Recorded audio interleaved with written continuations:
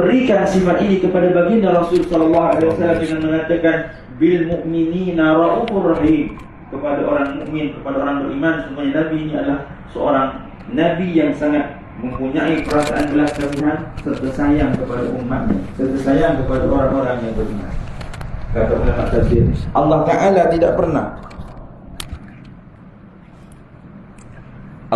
tidak pernah memberikan sifatnya kepada selain baginda Rasul sallallahu alaihi wasallam. Allah tidak pernah menyertakan sifat Raufur Rahim kepada selain baginda Rasul sallallahu alaihi wasallam. Tetapi untuk memuliakan Nabi sallallahu alaihi wasallam, maka Allah meletakkan sifatnya yang maha agung, Raufur Rahim, seorang yang sangat mempunyai perasaan belas kasihan dan seorang yang mempunyai sifat kasih sayang kepada umatnya, kepada orang-orang yang beriman. Jadi bukanlah dengan makna Nabi sallallahu alaihi wasallam itu mempunyai sifat ketuhanan, tidak sama sekali.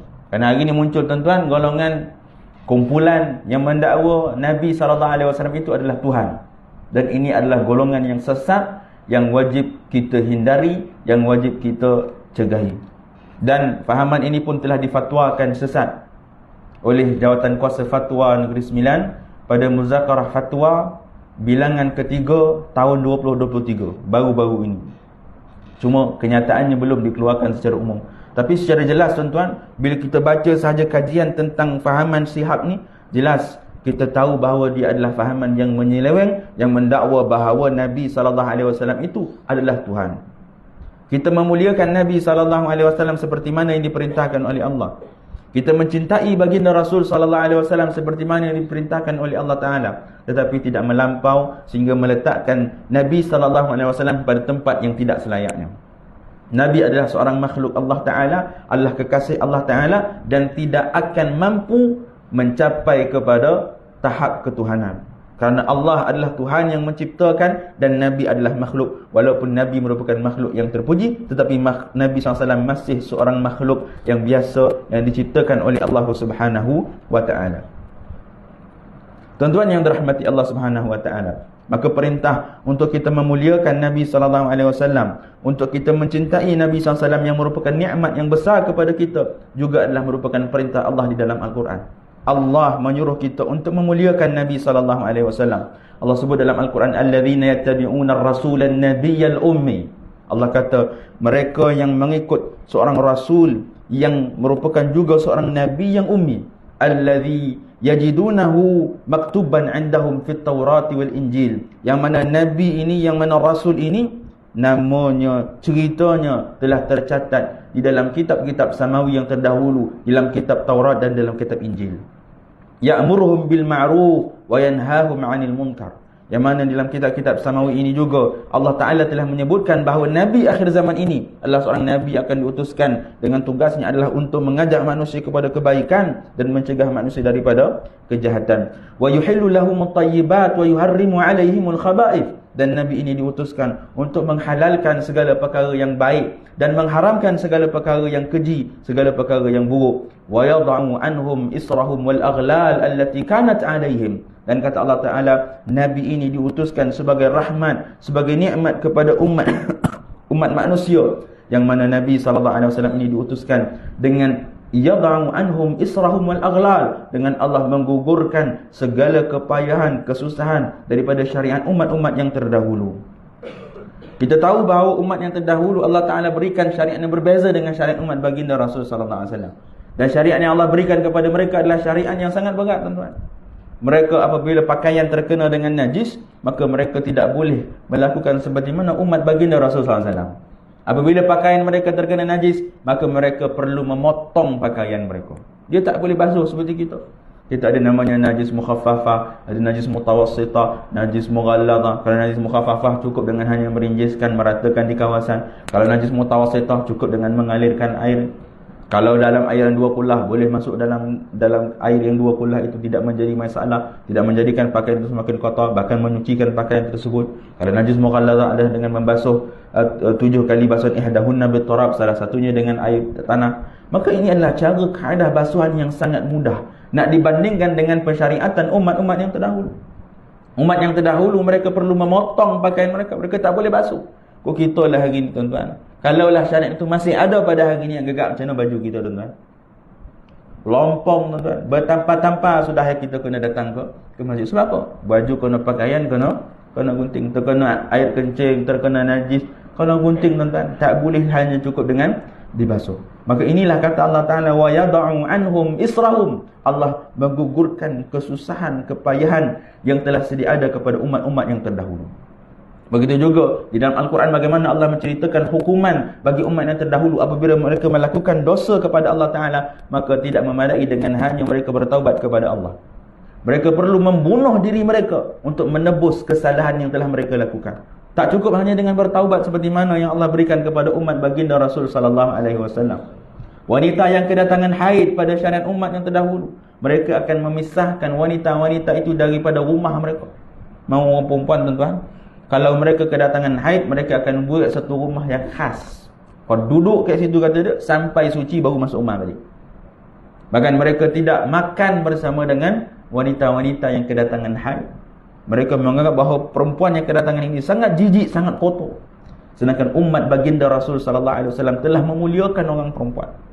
Bahkan Nabi sallallahu alaihi wasallam beritahu kepada orang lelaki, "Isna'u kulla syai'in illa nikah." Nabi kata, buatlah apa pun dengan isteri-isteri kalian yang kedatangan haid. Maknanya boleh buat segala perkara, apa pun yang kita nak lakukan, kecuali satu perkara kata Nabi sallallahu alaihi wasallam, an-nikah, yakni kita bersama dengan isteri. Selain daripada bersama, selain daripada bersetubuh, maka kita dibenarkan untuk melakukan apa sahaja dengan isteri kita walaupun dalam kedatangan haid. Inilah kata Allah Subhanahu Wa Taala syariat yang telah diringankan oleh Allah Taala daripada syariat-syariat umat yang terdahulu. Dan dalam ayat ini juga kata Allah Subhanahu Wa Taala, "Falladzina amanu bihi wa 'azzaruhu wa nasaruhu wattaba'u an-nura alladzi unzila ma'ahu faulaika humul muflihun." Ulaika humul muflihun. Kata Allah Subhanahu Wa Taala, dan mereka yang beriman kepada baginda Rasul sallallahu alaihi wasallam. Tidak hanya mereka beriman kepada baginda Rasul sallallahu alaihi wasallam, mereka memuliakan baginda Nabi sallallahu alaihi wasallam, wa nasaruhu, membantu baginda Rasul sallallahu alaihi wasallam, wattaba'un nura allazi unzila ma'ahu, dan dia mengikuti cahaya yakni Al-Quran yang telah diturunkan bersama-sama dengan baginda Rasul sallallahu alaihi wasallam. Ulaika humul muflihun. Dan inilah kata Allah Taala, orang-orang yang berada dalam kalangan mereka yang berjaya. Maka tanda kejayaan sebenar kehidupan kita di dunia ini adalah yang pertama, apabila kita beriman kepada baginda Rasul sallallahu alaihi wasallam. Beriman kepada baginda Rasul sallallahu alaihi wasallam tidak mencukupi tanpa dengan kita memuliakan baginda Rasul sallallahu alaihi wasallam. Bagaimana cara untuk kita memuliakan baginda Rasul sallallahu alaihi wasallam? Adalah dengan menjaga agama Nabi sallallahu alaihi wasallam. Adalah dengan memperingati hari kelahiran Nabi sallallahu alaihi wasallam. Dan apa yang kita lakukan hari ini tuan-tuan, tidak lain dan tidak bukan kita datang pada waktu subuh ini, duduk setelah habis waktu subuh, walaupun ada yang pergi balik, ada yang pergi sarapan, ada yang buat kerja lain, ada yang tak datang pun ke surau. Tetapi kita berkumpul juga pada pagi ini dengan satu niat, dengan tujuan untuk menyahut seruan daripada Allah Ta'ala, iaitu muliakan baginda Rasul sallallahu alaihi wasallam. Mudah-mudahan Allah melihat apa yang kita lakukan pada pagi ini adalah satu amalan kebaikan, adalah satu tanda kita menzahirkan rasa cinta kita kepada baginda Rasul sallallahu alaihi wasallam. Dan begitu juga kata Allah Subhanahu Wa Taala, tak cukup dengan hanya mereka memuliakan Nabi SAW, wa nasaruhu, dan dia membantu baginda Rasul sallallahu alaihi wasallam. Bagaimana kita nak membantu Nabi sallallahu alaihi wasallam? Kita membantu Nabi SAW adalah dengan menjaga agama Nabi sallallahu alaihi wasallam, mempertahankan Nabi sallallahu alaihi wasallam daripada dihina oleh sesiapa pun, sama ada orang Islam ataupun orang yang bukan Islam. Seperti mana yang dilakukan oleh kumpulan kelompok Sihab yang kita sebutkan tadi. Bagaimana mereka telah menghina baginda Rasul sallallahu alaihi wasallam dengan mengatakan bahawa Nabi adalah Tuhan, Tuhan adalah Nabi. Ini suatu penghinaan kepada baginda Rasul sallallahu alaihi wasallam yang kita tidak boleh terima, yang kita tidak boleh kompromi. Begitu juga kelompok-kelompok yang hari ini mereka cuba untuk menjatuhkan kedudukan baginda Rasul sallallahu alaihi wasallam, menghina Nabi sallallahu alaihi wasallam, menghina hadis-hadis Nabi sallallahu alaihi wasallam. Bagaimana baru-baru ini tuan-tuan, viral tentang isu penerbitan buku 40 hadis Imam Nawawi yang dijadikan sebagai silibus pendidikan. Muncul beberapa golongan, kelompok manusia yang beragama Islam, tetapi keluar daripada mulut mereka dengan mengatakan bahawa ada beberapa hadis Nabi sallallahu alaihi wasallam yang ada dalam kitab Al-Arba'in ini yang tidak sesuai, kata dia.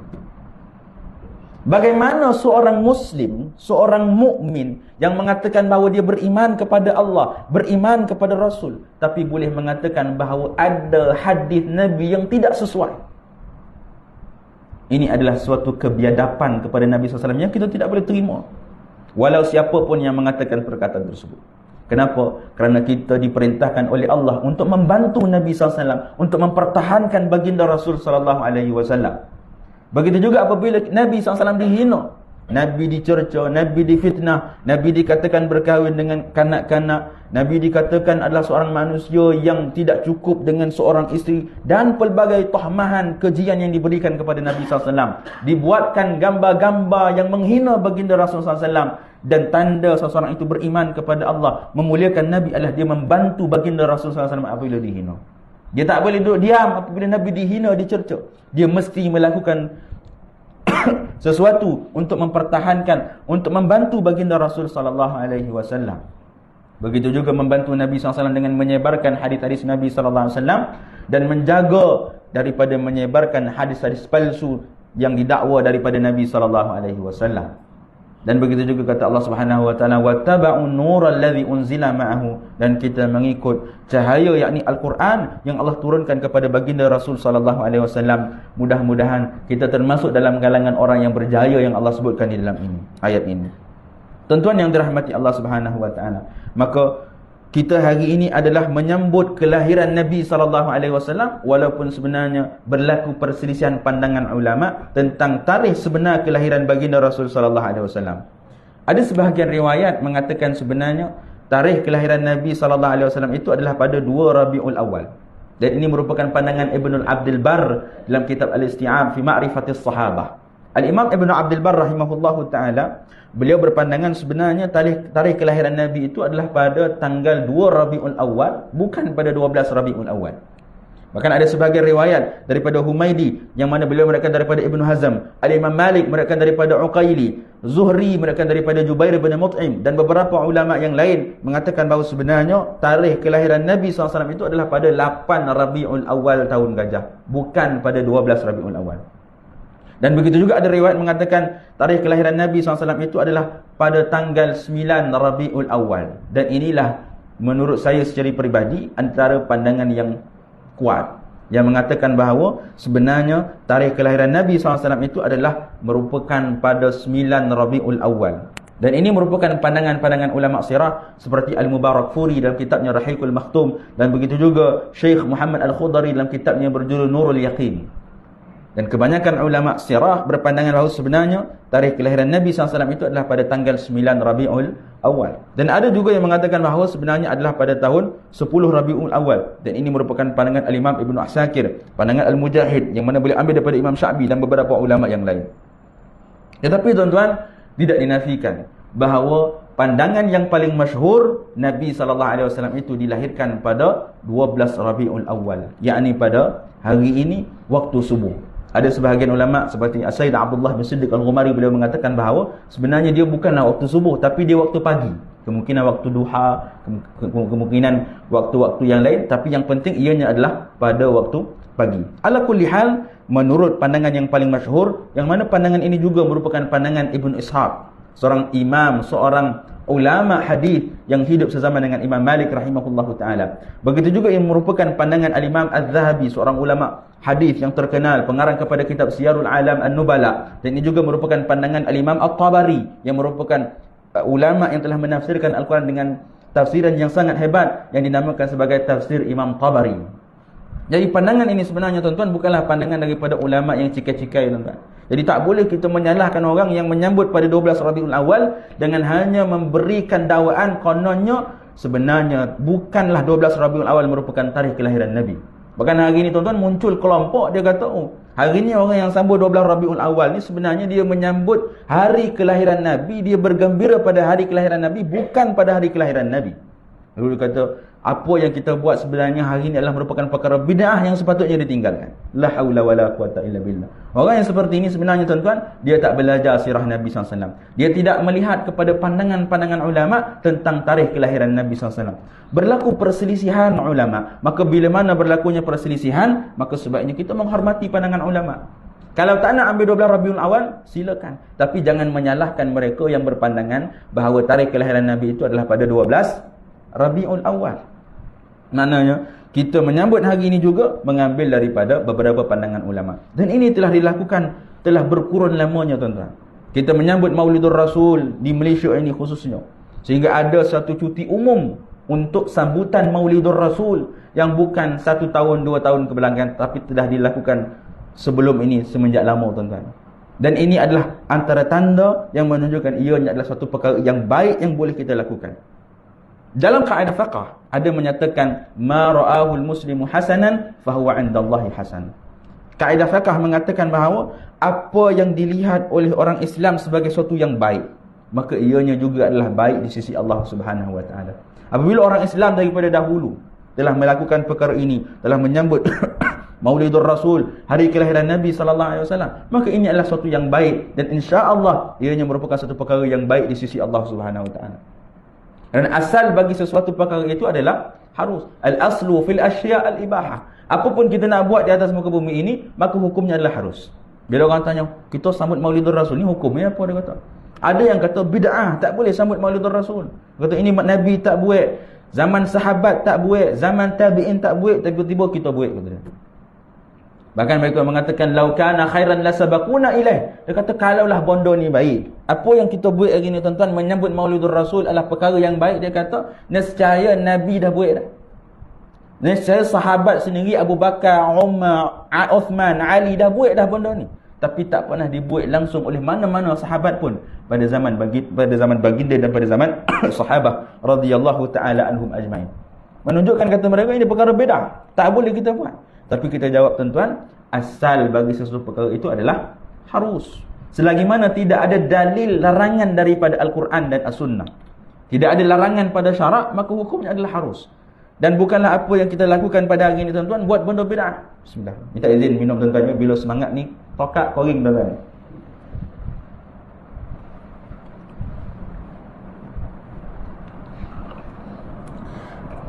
Dia nada tinggi ni tuan-tuan bukan apa. Bila subuh ni faham lah tuan-tuan. Dan kalau nada rendah, saya risau memang saya seorang je depan ni sudah, ya kan. Baik, asal bagi satu perkara itu adalah harus. Bila orang kata pada kita, oh ini bid'ah ni, tapi tak, kita kata bukankah satu perkara itu asal hukumnya adalah harus. Kalau nak kata haram, bak sini dalil yang kata haram. Nabi larang untuk kita menyambut kelahiran Nabi. Mana dalil Nabi melarang kita meraihkan kelahiran Nabi? Bahkan yang adanya tuan-tuan adalah dalil yang menunjukkan Nabi sendiri menyambut kelahiran Nabi SAW. Apabila Nabi ditanya tentang puasa Nabi pada hari Isnin, apa kata Nabi SAW? Fihi wulidtu wa fihi unzila alayya. Nabi kata pada hari tersebut aku berpuasa adalah kerana untuk meraihkan tarikh kelahiranku, kerana pada hari Isnin aku dilahirkan dan pada hari Isnin juga aku diturunkan wahyu oleh Allah Subhanahu wa taala. Dan pada hari Isnin jugalah Nabi diangkat oleh Allah Subhanahu wa taala, Nabi wafat. Nabi SAW sendiri menunjukkan dalam hadis ini Nabi meraihkan hari kelahiran Nabi. Bukan setiap tahun tuan-tuan, bahkan setiap minggu pada setiap hari Isnin Nabi akan berpuasa sebagai tanda mensyukuri nikmat Allah Subhanahu wa taala, mensyukuri akan kelahiran baginda Rasul sallallahu alaihi wasallam sendiri. Maka apatah lagi kita sebagai umat baginda Rasul sallallahu alaihi wasallam, maka sudah tentu kita juga dituntut untuk menyambut kelahiran baginda Rasul sallallahu alaihi wasallam. Dan kaedah fiqh mengatakan lil wasaili lahal hukmul maqasid. Sesuatu hukum itu dia boleh mengikut kepada hasil daripada hukum tersebut. Jalan untuk mencapai kepada suatu natijah, kepada suatu tujuan, dia juga mengambil kepada hukum tujuan tersebut. Apa tujuan kita menyambut Maulidur Rasul? Kita menyambut Maulidur Rasul adalah yang pertama untuk memperingati hari kelahiran Nabi sallallahu alaihi wasallam, membaca sirah-sirah Nabi sallallahu alaihi wasallam, meningkatkan kecintaan kita kepada baginda Rasul sallallahu alaihi wasallam, memuliakan Nabi sallallahu alaihi wasallam, membantu mempertahankan Nabi sallallahu alaihi wasallam daripada sebarang hinaan ke atas nama Nabi sallallahu alaihi wasallam. Bukankah ini dituntut dalam agama? Bukankah ini perintah Allah di dalam Al-Quran seperti mana yang kita sebutkan tadi? Maka apabila ianya adalah perintah daripada Allah Ta'ala, maka hukum kita melakukan sesuatu perkara yang membawa kepada hasil tersebut juga mengambil hukum kita melakukan apa yang telah diperintahkan oleh Allah tersebut. Apabila Nabi sendiri menyambut kelahiran Nabi, maka cara untuk menyambut kelahiran Nabi juga, hukumnya juga mengambil pada tempat menyambut kelahiran Nabi seperti mana yang Nabi lakukan. Apabila Nabi lakukan, maka hukumnya sunnah. Maka apabila kita menyambut Maulidur Rasul juga, hukumnya boleh menjadi sunnah, kerana Nabi juga melakukan perkara tersebut. Maka tuan-tuan yang dirahmati Allah Subhanahu Wa Taala, apa yang kita lakukan ini juga adalah merupakan apa yang bukan sahaja dilakukan pada zaman kita ini, bahkan pada zaman kelahiran Nabi SAW telah dilakukan. Seperti mana dikatakan oleh Al-Imam Al-Bukhari rahimahullahu ta'ala dalam sahihnya. Begitu juga Abdul Razak di dalam musannafnya, tentang suatu riwayat bagaimana Abu Lahab. Abu Lahab ni siapa tuan-tuan? Adalah bapa saudara Nabi SAW. Dia adik-beradik dengan Abdullah yang merupakan bapa Nabi SAW. Abu Lahab ini tuan-tuan dalam riwayat Al-Imam Al-Bukhari, bagaimana apabila dia telah meninggal dunia, maka keluarganya bermimpi bertemu dengan Abu Lahab dan tanya kepada Abu Lahab tentang keadaan beliau. Maka jawab Abu Lahab, pada setiap hari Isnin Allah Ta'ala telah meringankan azab ke atasku. Sebab apa? Kerana aku telah memerdekakan Thuwaibah. Thuwaibah ni siapa tuan-tuan? Hamba kepada Abu Lahab. Yang mana Thuwaibah ini ketika detik kelahiran Nabi SAW, dia telah pergi ke rumah Abu Lahab, beritahu kepada Abu Lahab, wahai Abu Lahab, kau dapat anak buah baru.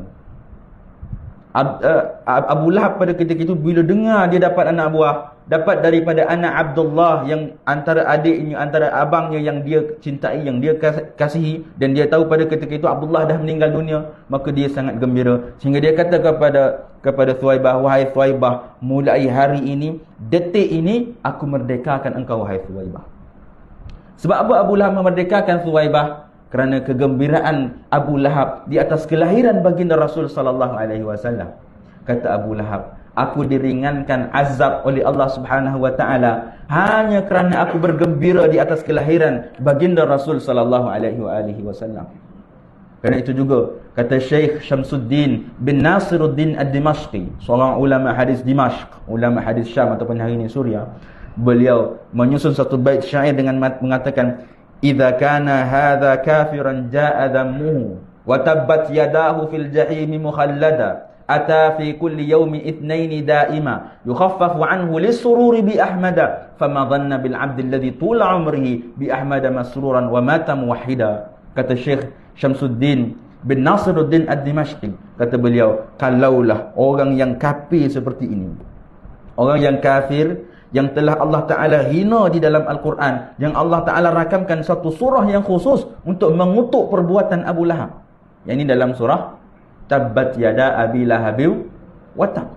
Allah mengatakan, binasalah kedua-dua tangan Abu Lahab. Allah rakamkan satu surah yang khusus untuk mengutuk perbuatan Abu Lahab. Kata Syekh Syamsuddin, bayangkan, orang ini adalah orang yang kafir, orang yang tak beriman kepada Nabi SAW. Bukan sahaja tidak beriman kepada Nabi, bahkan menentang dakwah Nabi SAW. Sehingga Allah menjadikan satu surah untuk menghina, untuk mengutuk perbuatan Abu Lahab. Wa tabbat yadahu fil jahimi mukhallada, kata Syekh Syamsuddin, yang mana kedua-dua tangannya telah dibinasakan oleh Allah Ta'ala dan dia kekal di dalam api neraka. Kerana pandangan ulama ahli sunnati wal jamaah sepakat mengatakan bahawa orang yang musyrik, orang yang tidak beriman kepada Allah, maka dia akan kekal dalam api neraka dan dia tak akan keluar sampai bila-bila. Walaupun kehidupan dunia dia buat kebaikan banyak mana pun, dia bantu orang yang susah, hatta kalau dia bagi duit suruh orang pergi haji sekalipun, maka dia tidak akan masuk ke dalam syurga buat selama-lamanya. Kerana Allah sebut dalam Al-Quran, innallaha la yaghfiru an yushrika bihi wa yaghfiru ma duna dzalika liman yasha. Kata Allah Ta'ala, aku tidak akan mengampunkan dosa mensyirikkan Allah, dan Allah akan mengampunkan dosa selain daripada syirik. Maka dosa syirik tidak akan diampunkan oleh Allah Ta'ala. Oleh kerana itu orang yang tidak beriman kepada Allah, tempatnya adalah kekal dalam api neraka. Cuma tuan-tuan, kata ulama, walaupun tempat mereka ini kekal dalam api neraka, tetapi tidak bermakna azab mereka itu tidak boleh diringankan oleh Allah Ta'ala. Ada kalanya, ada di antara mereka yang mungkin kerana kebaikan mereka di dunia, Allah meringankan azab untuk mereka. Antaranya adalah apa yang berlaku kepada Abu Lahab.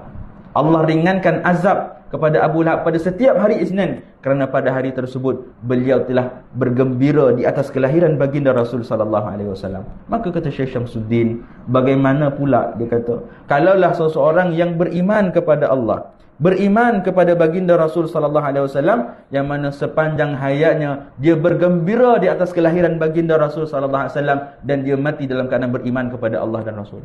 Kalaulah orang kafir ini tadi pun Allah ringankan azabnya, bagaimana kalau orang yang beriman, yang bergembira di atas kelahiran baginda Rasul sallallahu alaihi wasallam? Tapi bagaimana persoalannya tuan-tuan untuk kita menzahirkan kecintaan dan kegembiraan kita kepada baginda Rasul SAW? Antaranya adalah kita buat Maulidur Rasul, kita beri makan kepada orang. Mungkin malam ni kalau ada Maulidur Rasul, bawalah makanan, kita sedekahkan kepada orang lain. Niat hati kita, ya Allah, ini adalah tanda untuk aku menzahirkan kecintaan dan kegembiraan aku, wahai Allah, kepada kelahiran baginda Rasul SAW. Mudah-mudahan Allah melihat perbuatan tersebut, dan mudah-mudahan Allah tempatkan kita di tempat yang terbaik di syurga kelak, insya-Allah. Maka ini antara kaedah tuan-tuan untuk kita menzahirkan rasa cinta kita kepada baginda Rasul sallallahu alaihi wasallam. Yang mana kata Nabi sallallahu alaihi wasallam, la yu'minu ahadukum hatta akuna habba ilaihi min walidihi wa waladihi wan nasi ajma'in. Nabi kata tidak sempurna iman kalian sehinggalah aku lebih kalian cintai daripada ibu dan ayah kalian, daripada anak-anak kalian, dan daripada sekalian manusia. Maka cinta kepada Nabi SAW ini adalah tanda kesempurnaan iman. Apabila kita tidak mencintai Nabi SAW, tidak mengasihi Nabi SAW, maka itu adalah tanda tidak kesempurnaan iman kita. Sehingga kan ada riwayat daripada sebahagian sahabat yang menceritakan bagaimana mereka satu ketika berjalan bersama dengan Nabi dan Sayyidina Umar. Dan kata sahabat, pada ketika itu kami melihat Nabi memimpin tangan Sayyidina Umar bin Khattab radhiyallahu ta'ala anhu. Walaupun kita di Malaysia ni tuan-tuan, agak peliklah kita bila orang lelaki berjalan pegang tangan orang lelaki. Tapi di luar negara, kita melihat orang Arab ni tuan-tuan khususnya, mereka menjadi kebiasaan mereka bila berjalan tu pegang tangan. Kadang-kadang tu tuan-tuan, waktu di Morocco dahulu, kadang balik universiti tuan-tuan, habis kelas, balik nak pergi ke tramway. Tramway ni kereta api yang berjalan atas jalan tu. Bila nak pergi ke tramway tuan-tuan, dia berjalan pegang tangan. Kadang ke kiri, kadang ke depan, ke belakang, ke depan, ke belakang. Tengok apa hal lah ni. Pakai jubah, pakai seraban, tapi berjalan berpimpin tangan. Di sisi kita mungkin kita kata agak pelik. Tapi di sisi orang Arab, ianya adalah merupakan kebiasaan. Itu tanda kasih mereka kepada saudara mereka. Begitu juga kita melihat sahabat-sahabat kita daripada Pakistan, daripada Bangladesh, bagaimana mereka juga kadang-kadang kita tengok jalan berpimpin tangan. Kita ni kadang-kadang bila tengok orang lelaki berpimpin tangan, kita kata, oh ilahi astagfirullahalazim, mudah-mudahan Allah ampunkan dia, kita kata. Kita ingat dia songsang, tapi sebenarnya dia adalah adat setempat, adat kebiasaan bagi suatu tempat, suatu bangsa. Suatu ketika kata sahabat, Nabi SAW berjalan dengan Sayyidina Umar bin Khattab radhiyallahu ta'ala anhu dalam keadaan berpimpin tangan. Tiba-tiba Sayyidina Umar kata kepada Rasulullah, ya Rasulullah, la anta ahabbu ilayya min kulli syai'in illa min nafsi. Wahai Rasulullah, engkau adalah makhluk yang paling aku cintai melebihi daripada segala sesuatu melainkan diriku, wahai Rasulullah. Nabi bila mendengar perkataan Sayyidina Umar bin Khattab radhiyallahu ta'ala anhu, maka kata Nabi SAW, la wallazi nafsi biyadihi hatta akuna ahabba ilayka min nafsik. Nabi kata, tak wahai Umar, belum wahai Umar, sehinggalah aku lebih engkau cintai melebihi daripada dirimu sendiri, wahai Umar. Maka kata Sayyidina Umar bin Khattab radhiyallahu ta'ala anhu, fa innahu al-an wallahi la anta ahabbu ilayya min nafsi. Oleh kerana itu, wahai Rasulullah, mulai detik dan saat ini, wahai Rasulullah, engkau adalah makhluk yang paling aku cintai melebihi daripada diriku sendiri, wahai Rasulullah. Maka kata Nabi SAW, al-ana ya Umar, sekarang wahai Umar. Kata ulama hadis, makna sekarang ni apa dia? Sekarang ni lah wahai Umar, sempurna imanmu wahai Umar, apabila engkau mencintai baginda Rasulullah SAW melebihi daripada segala sesuatu, hatta dirimu wahai Umar. Begitu juga tuan-tuan Sayyidina Amr bin Al-As radhiyallahu ta'ala anhu, beliau mengatakan, semenjak daripada aku memeluk Islam, makana ahadun ahabbu ilayya min Rasulillah sallallahu alaihi wasallam wala ajalla fi aini ghairuhu. Kata Sayyidina Amr bin Al-As radhiyallahu ta'ala anhu, semenjak aku memeluk Islam, tidak ada seorang pun yang lebih aku cintai melebihi baginda Rasul sallallahu alaihi wasallam, dan tidak ada seorang pun di mataku yang lebih hebat, yang lebih mulia melebihi daripada baginda Rasul sallallahu alaihi wasallam. Bahkan kata Sayyidina Amr bin Al-As radhiyallahu ta'ala anhu, wa ma kuntu utiku an amla aini minhu, sehingga aku tak boleh nak pandang wajah baginda Rasul sallallahu alaihi wasallam, aku tak boleh menatap mata Nabi sallallahu alaihi wasallam, ijlalan lahu, kerana memuliakan baginda Rasul sallallahu alaihi wasallam, kerana haibah, kerana kemuliaan baginda Rasul sallallahu alaihi wasallam. Walau su'iltu an asifahu ma atiku, Kata Sayyidina Amr bin Al-As, kalaulah ada orang tanya, wahai Amru, bagaimana wajah Rasulullah? Nescaya aku tak boleh nak cerita. Sebab apa? Kerana kata beliau, li'anni lam akun amla wa aini minhu. Kerana aku tak pernah melihat wajah baginda Rasulullah SAW. Aku tak pernah pandang mata Nabi SAW sebagai tanda beliau menghormati dan memuliakan baginda Rasul SAW. Ini Sayyidina Amr bin Al-As radhiyallahu ta'ala anhu, yang mana dalam hidupnya tuan-tuan, tidak ada mana-mana manusia yang lebih dia cintai melebihi daripada baginda Rasulullah SAW. Tidak ada mana-mana manusia yang beliau muliakan, yang beliau agungkan melebihi daripada baginda Rasulullah SAW. Tapi kita hari ini tuan-tuan, anak-anak kita, generasi kita, kita agak risau. Sebab apa? Kerana di sisi mereka ada manusia-manusia yang lebih mereka cintai, sehingga mereka tampal wajah, muka mereka di almari mereka, di bilik mereka. Kadang-kadang kecintaan mereka, kemuliaan mereka kepada manusia itu melampaui batas, melebihi cinta mereka kepada baginda Rasul sallallahu alaihi wasallam. Sedangkan kata Nabi, kesempurnaan iman itu adalah apabila kita mencintai Nabi melebihi daripada sesiapa pun. Tak salah untuk seseorang itu minat kepada seseorang yang lain, sama ada artis, sama ada ahli politik, sesiapa pun, tetapi hadnya adalah tidak melampaui batas dan tidak boleh melebihi daripada cinta kita kepada baginda Rasul sallallahu alaihi wasallam. Kita cinta kepada seseorang, kepada ahli politik misalnya, maka kecintaan kita itu tidak boleh melebihi daripada kecintaan Nabi SAW. Apabila apa yang dia lakukan bercanggah dengan apa yang dilakukan oleh baginda Rasul SAW, apabila dia mula menghina Nabi SAW, maka kita adalah orang yang pertama akan menentang dia. Kerana tidak ada sesiapa pun yang lebih kita cintai, yang lebih kita agungkan melebihi daripada baginda Rasul SAW. Ini tanda tuan-tuan bagaimana cintanya para sahabat. Mereka mengagungkan baginda Rasul sallallahu alaihi wasallam. Para sahabat radhiyallahu taala anhum, kecintaan mereka kepada Nabi sallallahu alaihi wasallam kita tak boleh nak challenge tuan-tuan. Kita tak boleh nak tanding cintanya mereka kepada baginda Rasul sallallahu alaihi wasallam. Diriwayatkan oleh Imam Al-Baihaqi rahimahullahu taala, yang mana satu ketika seorang lelaki Ansar, yang mana ada riwayat mengatakan ini adalah seorang sahabat Nabi sallallahu alaihi wasallam yang namanya Harithah. Seorang lelaki Ansar datang kepada Nabi SAW. Beliau mengatakan, innahu la ya'tini waqtun adhunnu annani illam araka fihi amut. Kata lelaki Ansar ini, wahai Rasulullah, sesungguhnya akan datang satu masa nanti, apabila aku tidak dapat melihatmu, wahai Rasulullah, aku akan mati. Aku tak boleh hidup, wahai Rasulullah, apabila aku tidak melihat wajahmu, wahai Rasulullah. Lalu lelaki ini pun menangis. Bila dia menangis, Nabi tanya, wahai sahabat, mengapa kau menangis? Maka kata lelaki Ansar ini, inni tafakkartu fi yaumil akhirah. Wahai Rasulullah, aku menangis sebab aku mengenangkan pada hari akhirat nanti. Fa'alimtu annaka hina tadkhulul jannah satakuna ma'an nabiyyin. Aku tahu, wahai Rasulullah, kalau hari akhirat nanti, apabila engkau masuk ke dalam syurga, maka engkau akan bersama dengan para nabi, para anbiya. Kerana engkau adalah seorang nabi, engkau adalah seorang rasul, bahkan nabi yang paling mulia, rasul yang paling mulia, makhluk yang paling dicintai oleh Allah Ta'ala. Engkau akan berada pada kedudukan yang paling tinggi, wahai Rasulullah. Wa ana idza dakhaltuha, adapun aku, wahai Rasulullah, kalaulah aku masuk sekalipun ke dalam syurga, wahai Rasulullah, sa'akunu fi martabatin dunaka wa dan araka, aku akan berada pada tempat yang tak selevel denganmu, wahai Rasulullah. Nescaya aku tidak akan dapat melihatmu lagi pada ketika itu, wahai Rasulullah.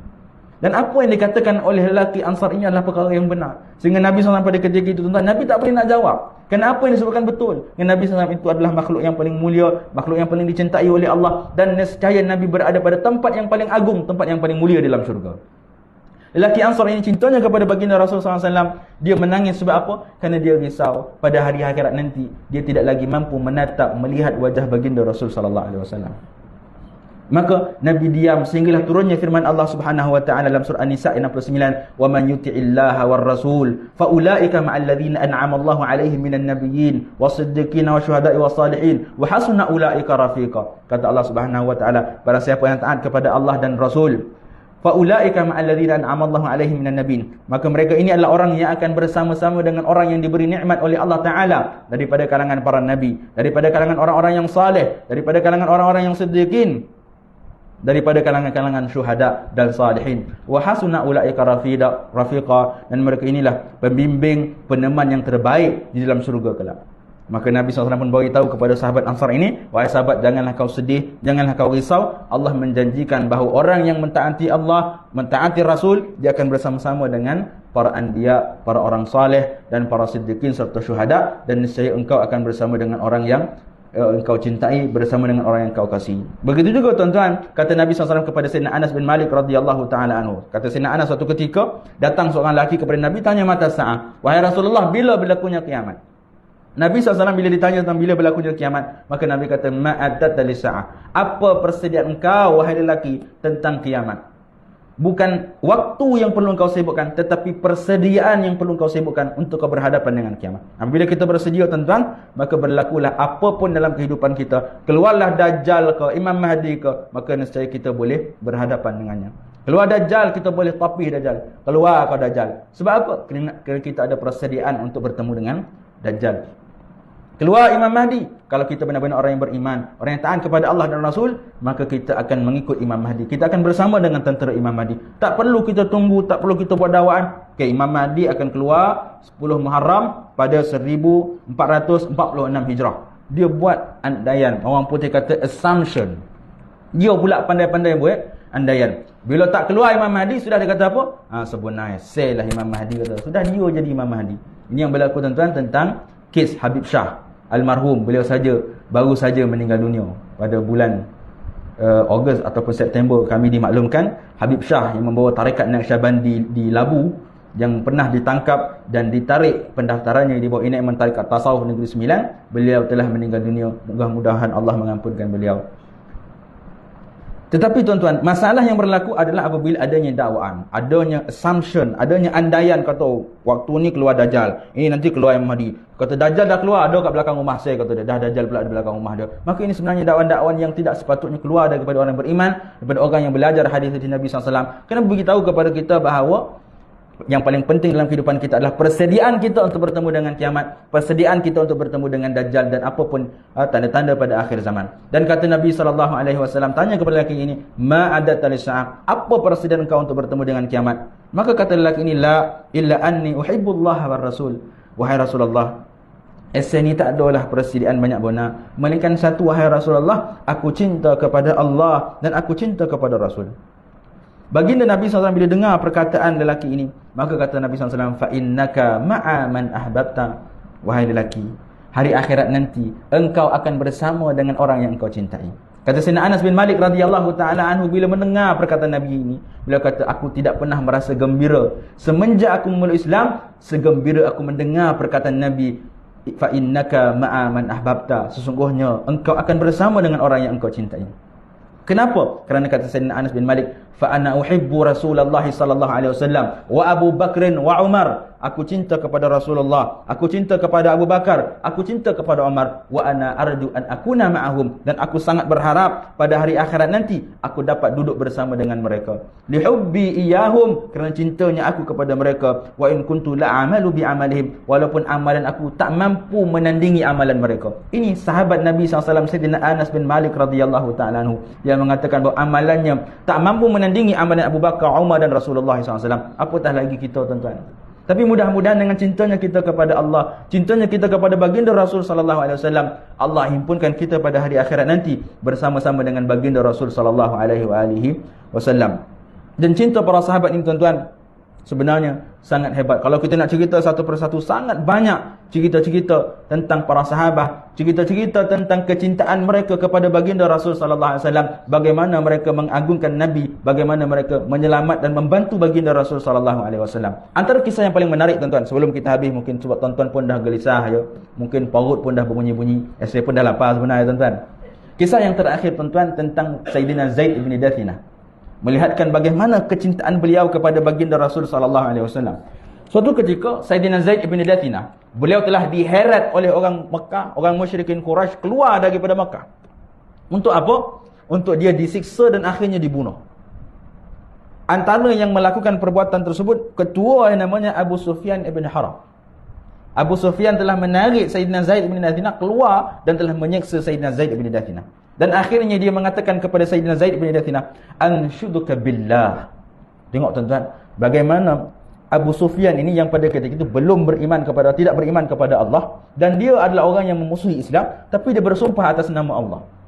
Menunjukkan bahawa orang musyrikin Quraisy pada hakikatnya mereka beriman kepada Allah. Mereka meyakini akan adanya Tuhan yang namanya Allah. Tetapi mereka disebutkan sebagai musyrik, mensyirikkan Allah kerana mereka menjadikan berhala-berhala sebagai sembahan. Kerana itu mereka dianggap sebagai syirik. Bila ditanya kepada orang Quraisy, kenapa kau sembah berhala? Mereka kata apa? Ma na'buduhum illa liyuqarribuna ila Allahi zulfa. Kata Allah Subhanahu Wa Taala, orang musyrikin ini bila ditanya kenapa kau sembah berhala, mereka kata, tidaklah kami menyembah berhala ini melainkan untuk kami mendekatkan diri kami kepada Allah Subhanahu Wa Taala. Hakikatnya, apa yang mereka lakukan itu bukan untuk mendekatkan diri mereka kepada Allah, tapi mereka telah mensyirikkan Allah Ta'ala, telah menyembah selain daripada Allah Subhanahu Wa Ta'ala. Jadi, Abu Sufyan pada ketika itu, bila dia dah seksa Sayyidina Zaid bin Dathina, dia kata, Anshuduka billah, atuhibba anna Muhammadan al-ana fi makanika, tudrabu unuquhu wa anta fi ahlik. Sayyidina Abu Sufyan memberi tawaran kepada Sayyidina Zaid bin Dathina. Dia kata, wahai Zaid, demi Allah, aku bersumpah atas nama Allah, nak tak engkau, aku tukarkan tempatmu dengan Muhammad. Kau boleh balik bersama dengan keluargamu, tapi kau panggil Muhammad duduk tempat kau ni untuk aku penggal kepala dia. Sebab aku memang geram dengan Muhammad. Kau ni tak adalah sangat, dia kata. Kerana kau pengikut je. Kalau aku dapat Muhammad, selesai masalah. Kau balik, kau boleh duduk gembira dengan keluarga kau. Bak Muhammad ganti tempat kau, biar aku penggal kepala dia. Apa kata Sayyidina Zaid bin Dathinah pada ketika itu, tuan-tuan? Kita lah, tuan-tuan. Kok orang nak bunuh kita, tuan-tuan? Tanya suruh ganti dengan orang lain, gagak apa kata kita, tuan-tuan? Boleh juga. Kang saya panggil itu, kata. Tapi Sayyidina Zaid bin Dathinah, tuan-tuan, berikan satu jawapan yang sangat hebat, yang tak mungkin dapat diungkapkan oleh seorang manusia yang tidak beriman kepada Allah dan Rasul, yang tidak cinta kepada baginda Rasul sallallahu alaihi wasallam.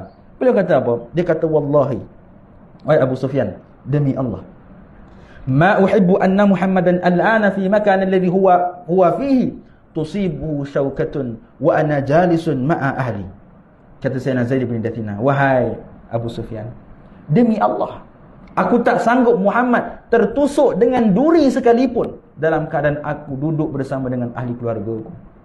Wahai Abu Sufyan, kalaulah tertusuk duri pun aku tak sanggup, bagaimana kau nak suruh Nabi menggantikan tempatku untuk kau penggal kepalanya? Sehingga kan akhirnya, tuan-tuan, kata Abu Sufyan bila mendengar jawapan daripada Sayyidina Zaid bin Dathinah ni, dia kata, ma ra'aitu minan nas yuhibbu ahadan kahubbi ashabi Muhammadin Muhammada. Dia kata, aku tak pernah tengok manusia yang mencintai orang lain seperti mana cintanya para sahabat baginda Rasulullah SAW kepada Nabi SAW. Ini cinta para sahabat, tuan-tuan, yang mungkin kita tak dapat tandingi. Tetapi apa yang kita boleh lakukan adalah menzahirkan rasa cinta kita, usaha untuk mendapat rasa cinta seperti mana cintanya para sahabat radhiyallahu taala anhum kepada baginda Rasulullah SAW. Konklusinya, tuan-tuan, sambutan Maulidur Rasul kita ini adalah untuk memperingati baginda Rasul sallallahu alaihi wasallam dan untuk memuliakan Nabi sallallahu alaihi wasallam serta menzahirkan rasa cinta kita kepada Nabi sallallahu alaihi wasallam. Orang yang bercinta, apabila untuk menunjukkan kecintaan dia, maka dia perlu kepada bukti. Seorang pasangan kekasih, si lelaki kata kepada si perempuan, abang sayang kepada you, kata dia, I love you. Orang perempuan ni kata apa, tuan-tuan? Dia kata, alah, kalau cakap sayang, semua orang boleh cakap sayang, tapi apa tandanya, dia kata. Sebab apa? Kerana setiap perkataan cinta, perkataan sayang, dia perlu diiringi dengan bukti. Kita mengaku kita cinta kepada baginda Rasul sallallahu alaihi wasallam, tapi apabila kita ditanya tentang bukti, tanda kita cinta kepada Nabi, mana buktinya? Apabila hari akhirat nanti kita bertemu dengan baginda Rasul sallallahu alaihi wasallam, bila Nabi tanya kepada kita, wahai Haji, wahai Muhammad, wahai Abdullah, apa tanda cintamu kepadaku? Agak-agak apa kita nak jawab, tuan-tuan? Kita takut, tuan-tuan, bila hari akhirat nanti kita tak mampu nak jawab. Sebab tidak ada pun apa yang kita lakukan di dunia ini sebagai menzahirkan rasa cinta kita kepada baginda Rasul sallallahu alaihi wasallam. Maka apa yang kita lakukan hari ini adalah antara salah satu tanda untuk kita menzahirkan rasa cinta kita kepada baginda Rasul sallallahu alaihi wasallam. Begitu juga kita boleh mempelajari hadis-hadis Nabi SAW sebagai tanda kita mencintai Nabi SAW. Begitu juga kita belajar tentang sirah-sirah Nabi, tentang sifat-sifat tubuh badan Nabi. Begitu juga kita mempertahankan baginda Rasul sallallahu alaihi wasallam. Maka ini juga adalah tanda kita menzahirkan rasa cinta kita kepada baginda Rasul sallallahu alaihi wasallam. Dan begitu juga, tuan-tuan, dengan mengamalkan sunnah-sunnah baginda Rasul sallallahu alaihi wasallam. Sunnah Nabi itu bukan semata-mata dengan kita memakai pakaian sunnah zahiriyah, pakai serban, pakai jubah. Ya, Nabi SAW menyebutkan bahawa tanda seseorang yang mencintai Nabi SAW itu adalah mereka mengikut sunnah Nabi SAW. Kata Nabi SAW, man ahya sunnati faqad ahabbani wa man ahabbani kana ma'i fil jannah. Kata Nabi SAW, barang siapa yang menghidupkan sunnahku, maka dia cinta kepadaku. Barang siapa yang cinta kepadaku, maka dia akan bersamaku di hari akhirat nanti. Tapi tuan-tuan, menghidupkan sunnah Nabi ini bukan semata-mata dengan kita berpakaian sunnah. Kerana ini hanya sunnah zahiriyah. Yang paling utama adalah sunnah batiniyah yang ditunjukkan oleh Nabi SAW, yakni akhlak yang mulia. Sehingga kata Nabi SAW, innama bu'ithtu liutammima makarimal akhlak. Aku diutuskan oleh Allah untuk menyempurnakan akhlak. Sayyidatina Aisyah radhiyallahu ta'ala bila mengungkapkan tentang akhlak Nabi, kata Sayyidatina Aisyah, kana khuluquhul Qur'an. Sesungguhnya akhlak Nabi ini adalah akhlak Quran. Apa makna akhlak Quran? Allah sebut dalam Al-Quran, innaka la'ala khuluqin azim. Wahai Muhammad, sesungguhnya engkau mempunyai akhlak yang terpuji, akhlak yang paling agung. Maka untuk kita mengikut sunnah baginda Rasul sallallahu alaihi wasallam, maka sebaiknya kita mencontohi juga akhlak Nabi sallallahu alaihi wasallam. Yang Allah sebutkan dalam Al-Quran, laqad kana lakum fi Rasulillahi uswatun hasanah. Sesungguhnya pada baginda Rasul sallallahu alaihi wasallam itu adalah contoh ikutan yang terbaik. Maka kita lakukan apa yang dilakukan oleh baginda Rasul sallallahu alaihi wasallam. Dan yang terakhir tuan-tuan, antara bukti kita menzahirkan rasa cinta kepada Nabi sallallahu alaihi wasallam, saya mengajak diri saya dan tuan-tuan untuk kita sama-sama melazimkan diri kita untuk selawat kepada Nabi SAW. Paling kurang tuan-tuan, sehari 100. Itu paling kurang lah tuan-tuan. Kalau kita boleh dapat lebih, Alhamdulillah. Tapi mungkin kerana kesibukan kerja, urusan yang lain, paling kurang tuan-tuan, pastikan antara untuk kita membuktikan rasa cinta kita kepada baginda Rasul SAW, kita tak tinggal selawat kepada Nabi SAW paling kurang 100 kali. Ustaz, macam mana nak selawat Ustaz? Paling ringkas tuan-tuan, Allahumma salli ala Muhammad. Paling ringkas 100, bukanlah banyak mana tuan-tuan. 5 minit pun boleh habis kita selawat kepada Nabi SAW. Mudah-mudahan inilah antara bukti dan tanda cinta kita kepada baginda Rasul sallallahu alaihi wasallam. Dan mudah-mudahan dengan apa yang kita lakukan ini, Allah Ta'ala rahmati, Allah Ta'ala menjadikan ini sebab kita dihimpunkan bersama dengan Nabi sallallahu alaihi wasallam pada hari akhirat nanti. Kerana di dunia kita tak dapat melihat wajah Nabi seperti mana para sahabat melihat wajah Nabi. Mudah-mudahan hari akhirat nanti kita dapat menatap dan melihat wajah baginda Rasul sallallahu alaihi wasallam. Wallahu a'lam tuan-tuan. Mohon maaf kerana mengambil masa yang agak lama untuk kita bincang pada hari ini. Tapi mudah-mudahan Allah Ta'ala merahmati apa yang kita lakukan. Dan insya-Allah tuan-tuan, kalau ada rezeki yang lain kita bertemu lagi. Yang baik itu datang daripada Allah, kurang itu datang daripada diri saya sendiri. Hakikatnya keduanya daripada Allah Ta'ala. Wal afu minkum. Assalamualaikum warahmatullahi ta'ala wabarakatuh.